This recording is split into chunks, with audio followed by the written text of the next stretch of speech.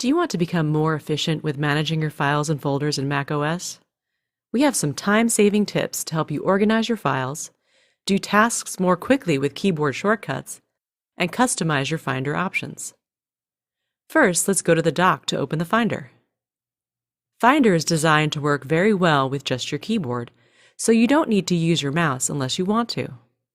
You can use the arrows on your keyboard to move between files and folders. To open a file or folder, hold down the Command key and press the down arrow. To go up to the enclosing folder, press Command up arrow. Quick Look is a great feature that lets you take a look at a file without having to open it. Just select the desired file and hit the spacebar to activate it. Now we can use the up and down arrows to take a quick look at the other files in this folder. Let's hit the spacebar again to close it. Now I'd like to move one of these files to one of this folder's subfolders.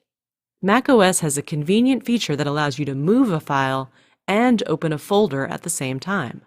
Just click and drag the file, hover over the folder for a second, and the folder will open automatically. Now I can just drop it in this subfolder. Don't worry if you start to move a file and then change your mind. Just drop it on the toolbar to keep it where it is. To quickly get to your frequently used folders, you can customize the Finder sidebar. You have the option to move any folder to the sidebar. If you want to get rid of clutter, remove folders by right-clicking and selecting Remove from Sidebar. If you want to see more information about the files and sort them, List View is a great option. Below the toolbar, you will see several headings, including name, size, and kind. If you right-click on one, you'll see more options. Let's add the heading Date Last Opened. Then let's resize this window to see the new heading. You can use these headings to get information about a file or use it for sorting. I'm going to sort by kind to get my Excel files together by clicking the heading. Now that the files are sorted, let's move them to the appropriate subfolder. If you hold down the Command key, you can select several at the same time and move them to a folder together. Next, let's check out this folder in column view. This is a good option for viewing the contents of multiple folders and subfolders, and it gives you wide flexibility to move files across folders. To make content easier to view, you can resize the columns by dragging them. If you hold down the Option key while dragging one of the borders, all the columns will resize at the same time.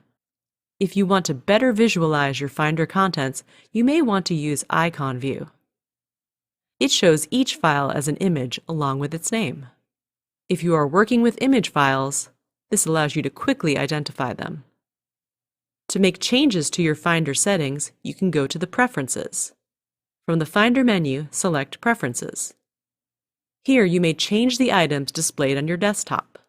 If you have connected a flash drive or external hard drive and it's not showing on your desktop, check the box for external disks. You might consider changing your default folder so you can go straight to this folder each time you open the Finder. Finally, if the Finder stops working or your folders disappear, you can restart it by using the shortcut keys Option Command Escape. You can use this anytime one of your apps stops working. In this case, we'll select the Finder and click Relaunch. Then click Relaunch again. We hope these tips help you to get more from the macOS Finder. We invite you to try them out for yourself to see how they work for you.